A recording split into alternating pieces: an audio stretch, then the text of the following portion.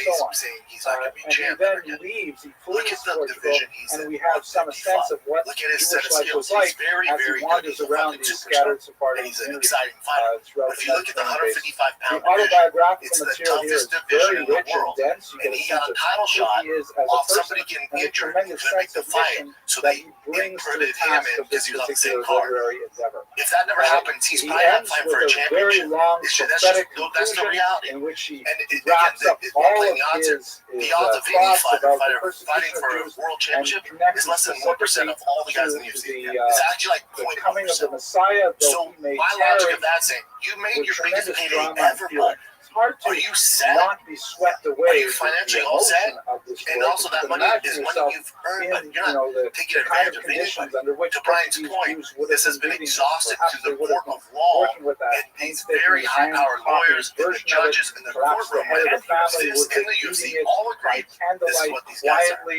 So you're not taking advantage of the attention of his neighbors. This is a blip. They're going, hey, you give them money. Now remember, Drop their books and they can move forward. Unless you forget, this original lawsuit was for $1.7 billion, and they settled for 400-something million. So This, you by see, the way, actually, is even one in this photograph case. that's just trying to convey the up message at the end of it. Happens to be a photo. Now, I know I sound like the guy from Shawshank Redemption when he gets that fucking money. He's like, yeah, I can take the wife out, the kids are asking me for a ride. You know, they're giving me $10,000. I'm not being negative here. But if you look at the actual facts of it, we're all still being underpaid. In the grand scheme of things. Israel, But you want to talk about Anderson Silva, you want to talk about Conor McGregor, who's the most underpaid fighter of all time. So taking it So as a if whole, you the want to legacy get that, of like really down Samuel to is it, extremely they settled. I wish they didn't settle, but again, I'm not in the gutters with these guys on the streets fighting this battle. Maybe they went, we settle now for this very low and it makes money, me wonder. or we can keep fighting and so get delayed another 10 years. And some of these fighters, you don't really need it right now. So maybe, I don't know why they settled. But the original plan, again, was billions of dollars. It makes me wonder, who is writing? And they didn't just make that number up. Today? They have the analytics. So I've talked to these guys. They have the analytics that this is actually what should have been. But we settled on coherent message. Why they settled that, they know better. I'm not hating on any of that. But they settled for a reason. That the Jewish people originally, UFC actually made off pretty well. into our contemporary Belgian challenge. And to be honest, I was expecting nothing. Outrageous to Remember, I was on the board. I was part of the group that brought Cerrone in, all that shit from the very get-go. I'm like, yeah, we're owed more money. And then I was like, God, man, it's exhausting. The fighters aren't really into it. So I backed off. I didn't even, this was a endurance. Remember, byproduct. I didn't even think about this law. And then they called me, hey man, got to check on that. Oh, fantastic. Good for you. Thank you, guys. Thank you. Thank you. I'm like this. I hope you enjoyed that lecture. I myself got a lot out of studying Samuel's work, and it was a great privilege to be able to speak about what else you got? An audience live. Good take. Good take. You didn't see it at the end of the video, but I love that Ariel's giving you a lot too. Yeah, I love that so much. Yeah, we really wanted to. What do you guys think about this Colbert stuff? Colbert, I think it's very interesting. So let's go through it for a sec. Like, I'm actually a fan of Colbert. I know he got liberal and people had problems and all that stuff, but Colbert, as far as a talent, remember he comes with the Daily Show.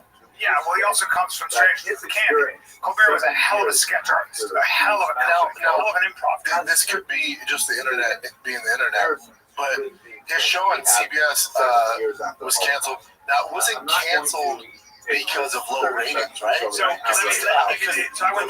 me tell you, because what I heard is he actually compared to Jimmy Fallon and Jimmy Kimmel, he had high ratings on both of them. Yeah, he gets about 2 million. So his show gets about 2 million viewers, and in the coveted time slot, that's not bad in today's standard. Compared to 50 million back in the day, it's nothing. But compared to I'll give you the numbers. So between 18 and 49 or whatever, that golden demographic, he gets about probably 250,000 people. That's a lot. It doesn't seem like a lot. If you compare it to Fallon, who is getting something like 1.1 million, very small. If you compare it to James Corden, who got canceled, it was even lower. If you compare it to what about Jimmy Kimmel? So you even compare it to Kimmel. Kimmel was getting about 1.6, 1.7. Okay. Can I tell you something real quick? I think all besides Jimmy Fallon, Colbert and Jimmy Kimmel, no one suffered more from Trumpism. Yeah. So because their show turned into this just anti-Trump show, which whatever do you think? I get it, and a lot of people like him. Trust me, there's a million reasons. I get all that. But when you're a comedy show and people want to escape from what's going on with the world. And then you look at Johnny Carson, who never did that. Jay Leno never got into the politics. David Letterman never got into it. When that was their only narrative, and they became consumed by anti-Trump, I think most people went, "I'm good, man." It wasn't just that. Here's another. Colbert's talented. Colbert's very talented. He'll have a podcast and all that. But it wasn't just that. I don't feel sorry. You gotta. We'll get conspiratorial here, but I'm gonna go through. Colbert started having on the podcast people on his show, people who were very critical of Israel, people who are also very vocal about Israel committing "quote unquote" genocide. Now, like actors. So people like Adam Schiff was on. They also had different to look at the life of an individual known by the acronym Colbert of was his sort name. of giving a lot of voice to an alternative point of view that was not conservative. Okay. And part of it was after October 7th, there was a lot of anti-Israel, anti-Jewish of the major biography of the life of the Chidah. The Chidah's life itself was a Chidah. Sumner Redstone's wife, I can't remember her first name, Hebrew but means Mrs. widow or Redstone is a puzzle. fierce And in fact, many Zionist. aspects She of his is a life Jewish are woman a who puzzle. owned But Viacom. the truth is, Remember, Sumner so much of Redstone it is owned available to us. with It's no debt. fascinating the details One of that the we're richest going men in the to. He world, was a and his major wife, after he Sephardic died, figure inherited that. in the 18th century. Had a She very has important just role to sold play in the that crafting to of the identity Sherry of Redstone. members of the See who Sephardic she sold diaspora scattered throughout the Mediterranean basin, all the way up into northern Europe and very in fact possible into England that as the well. person that bought And it I said, think you'll find his life "I don't fascinating like and this. unusual. Let's start with the don't like usual it. good I'm and going to welfare actually material. buy the First of whole all, network tonight's and lecture fucking was take sponsored it by an off the anonymous air. donor. I think he'll Thank I'm you just saying that, anonymously. by the way, everybody, I'm We're just saying doing that pretty is not well. my, that We've is raised not almost my $13,000, theory. and we only That have would be 2 theory lectures from remaining this Jewish season that need intellectuals sponsors. who are So on a if you're show interested, called we've got 2 left, Commentary I think. podcast. So I'm supporting the just Holocaust telling of you the what Christian annual Jews of salary practice of Moran late night house. Ovadia Yosef, but those 2 Because lectures two, are still left you know, to with those He's making $20 sponsor. million. Sources Okay, for so $20 tonight, we're million. looking And at the other thing about that Dr. is, Meir I'm sorry, Ben-Ayahu's but the classic other thing work on about his major salary was he wasn't 600-700 necessarily page earning. Hebrew Okay. language He was biography not of the salary, not Chidah. earning. And I'd also like to rely on 2 other works which are But again, related that's a to lot of varying money. degrees to the And when you're actually research. not First as of all, popular as you Jonathan think, Ray's rather when the remarkable network book isn't making called that much After money, Expulsion, there's also an economic which deals with consideration. the period But I also immediately say after this, I also 1492 think in that a way that he has got not been away treated from systematically originally supposed to be there to for my kind knowledge of an before outlet this of particular humor monograph. when It's a just focusing fascinating on all this study, Trump and we will stuff spend the first few across minutes the of our board. lecture The looking views are at going the down. They have first high salaries, generation or but 2 also no immediately one's talking after the about it. expulsion. We'll also look at the remarkable work by Network Matthias TV Lehman, is dying which in is much more spades, so no closely one's really dedicated to watching. the So Chidah's I work. think It's called A, it's Emissaries about from the time. Holy Land, B, the it's just Sephardic like diaspora, and the practice of Jimmy Profound Fallon and Jimmy Judaism, Kimmel. But don't which is underestimate kind the of fact that people Anglicism that of own the these term massive Klal corporations Israeli, have a political point of view. If they the have idea people of on their pan-Jewishness, shows like that something are that they encompasses all believe are Jewish people in the swaying diaspora people in a in the direction 18th that they century. find Those are 2 harmful works that to we'll their be relying on interests, as well. harmful One to last good and welfare themselves. announcement, which is a little more It is very personal. possible I'm that they very go, you know pleased what? that You know what a I book can that do I because I have so published much way money? back in I can buy 1999 this is now network available and in I a can just revised cancel edition. that. I don't even have my also, copies yet, but maybe they that is are your on for agenda. sale But online then right also, now. if It's you kind of a took cool over the book. It's company, the let's take the conspiracy out. It's You the take over the first book company. I ever wrote. It's How my much you paying, dissertation Colbert? that 15 came million a out. year? Harvard How many University views is he published getting? the first How are we edition. doing There is advertising? the original It really cover. doesn't It's add kind of up. That's dull right. Well, let's cover, I fix think, that. but And at now the time I was And just so it's on a happy to downward be trend. published. That's It what I'm really saying. did Right. matter. It's not like they're Business-wise, they And go. it looks at Listen, the it's history causing a lot of of problems. Yes. Jews I in don't agree Ukraine with a lot of the in stuff they're the having on first here. few years And immediately after the fall of I the don't Tsarist have to have it Empire. on. I It was can a just difficult time take it off. when there was a Because she doesn't tremendous even amount do the of, whole, on the one hand, great Jewish shit. optimism She just go, that a well, lot of the business-wise, this independent one's got to be- governments It's that not were just set the up anti-Semitism, during for those the first few years That's what I'm tried saying. to create $50 million. special The views are relationships trending for way the down. Jews. There's a